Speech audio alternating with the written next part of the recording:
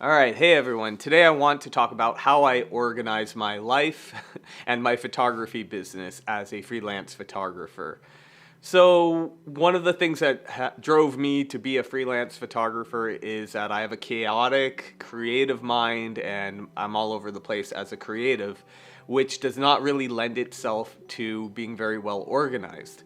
So, I have to have a very systematic approach to how I organize my life, which I don't really distinguish as a different thing than my professional work. Everything kind of overlaps. So today what I want to do is share with you guys how I organize my life, what really works for me, and hopefully it will help you out in your own life. So the first thing I have to say, I'm a big journaler.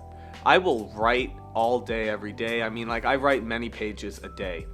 And often I'm writing the same things over and over and over. I'm writing out my budget. I'm writing out like my expenses, the same things that really don't need to be written over and over again. And I realize in part I do it because I may not always remember, but also I do it as a distraction and a way for me to not really do the meaningful work. And so I found what's really important is to write down everything. And so what I have right here, and by the way, extra points if you can spy Brixton. He's in my shot right now. I have a notebook, and in this notebook, I have laminated pages, and each page will have stuff I'm going to need to remember or reference quite often. Right here, here's my investigative report when all my gear got stolen. But here I have a write-up sheet for videos. I don't use that one too much anymore. I have my photography FAQ, daily tasks, that kind of thing. I have, before when I had a more set schedule, I had my Monday schedule written out. So back then, I was waking up at 9 a.m. and I was walking Brixton, showering, meditating, setting my intentions from 10 to 10:30. I was taking care of all of my daily tasks, which for me includes things like Instagram posting, which I am horrible at because I just don't like social media. I did not build my business using it, and for me it's a chore, but I recognize how important it is now, but more so for my overall strategy, not so much for just growing an account. It really plays into my SEO strategy, and I'm realizing it has potential to actually book you jobs when people search. If you're doing something it's not niche. Event photography is a big genre of photography, but there's no one really talking about it. There's no one really promoting themselves as an event photographer. A lot of people are doing it as a side thing, like they're a wedding photographer, but in the off season they'll also shoot events. And just posting like Ohio event photographer could book you a job. I realized how important social media was in that regard back from an ex, actually, because she would look up people's hair that she liked and then find out who cut their hair. So I got one thing out of that relationship.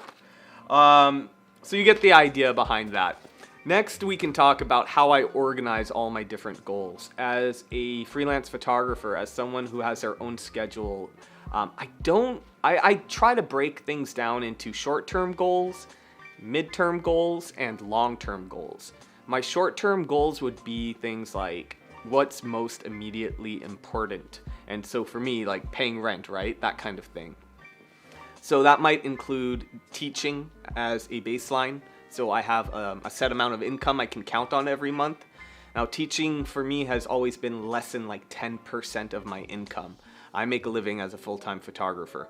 But what that has done it has given me peace of mind where I know I'm going to make something every month that I can count on.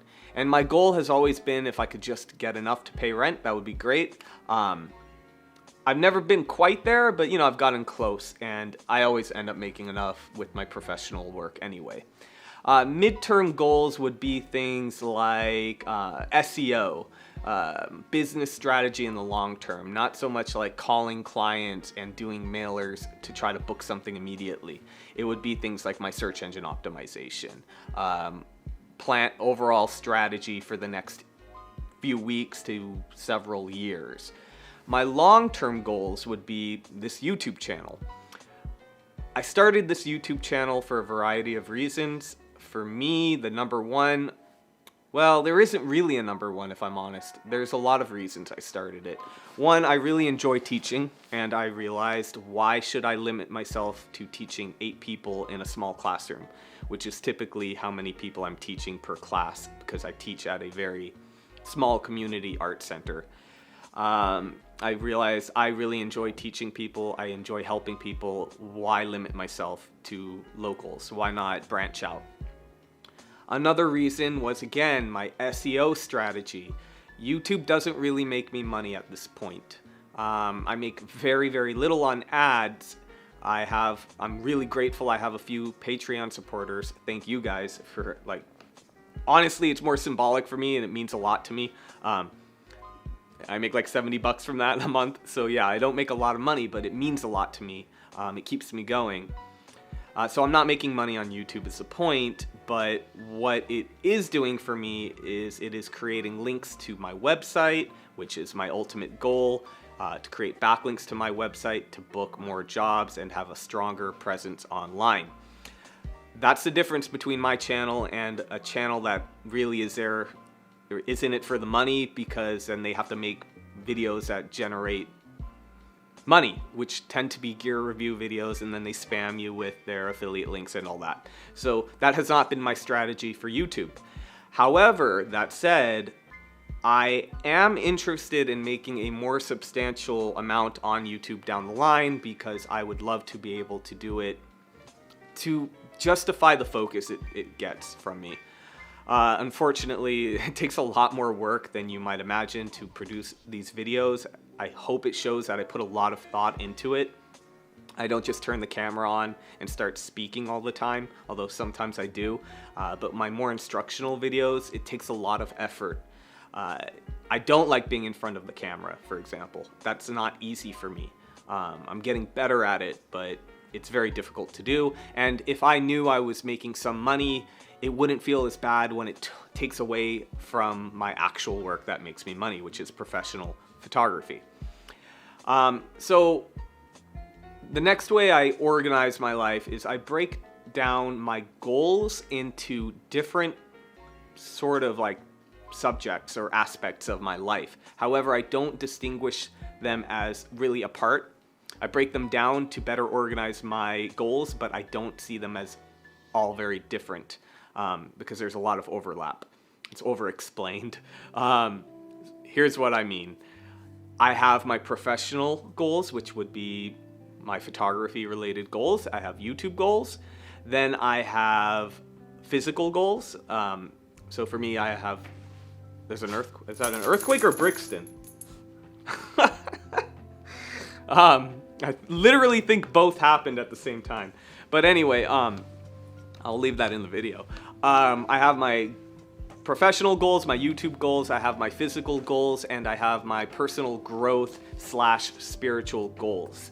And for each of those goals, I will typically have a 3-month period, that's what I've been experimenting with lately, in which I try to achieve specific goals.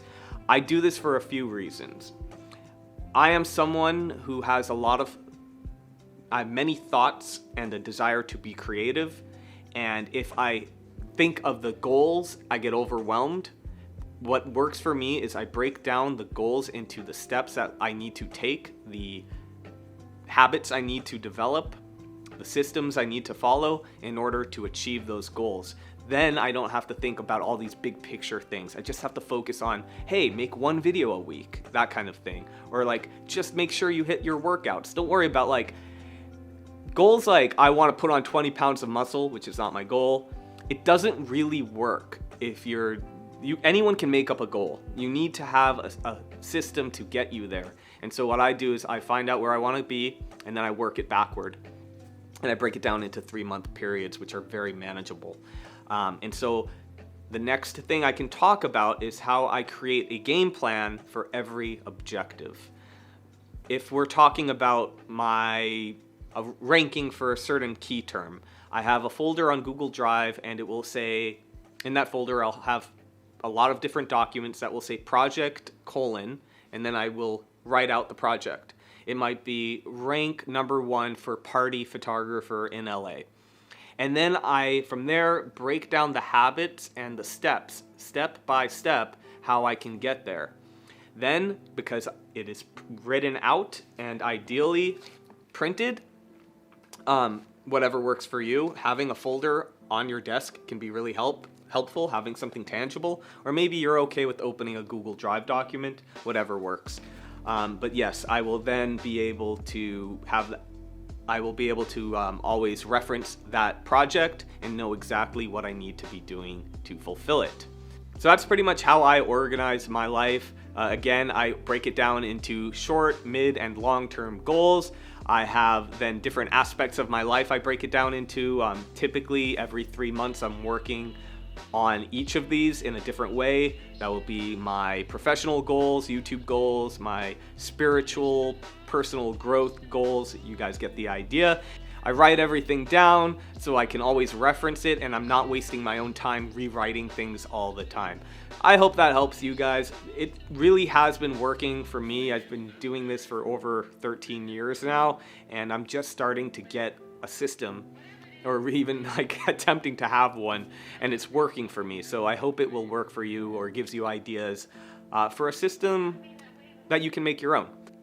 If you want to support the content I make, please consider becoming a Patreon. That's the best way to do it. I don't do affiliate links. I'm not really generating income that way. I only make a little bit of money on the YouTube ads. So your help really goes a long way for me. And more than anything, it's symbolic. It keeps me going, and I'm being 100% honest. Like, when I get a new Patreon subscriber, like it validates what I'm doing. It makes me feel like it was worth it. Or even when you guys reach out via email, you do not need to support me if you can't. I do this in part because I remember how hard starting a business was without a mentor. I didn't have one, and I want to be able to provide somewhat of a mentor when it comes to event photography to people that don't have one, and they often don't have the means because they're struggling to make their way in this business, and I wouldn't want to take a cent from them. All right, thank you guys. Appreciate all of you. See you soon.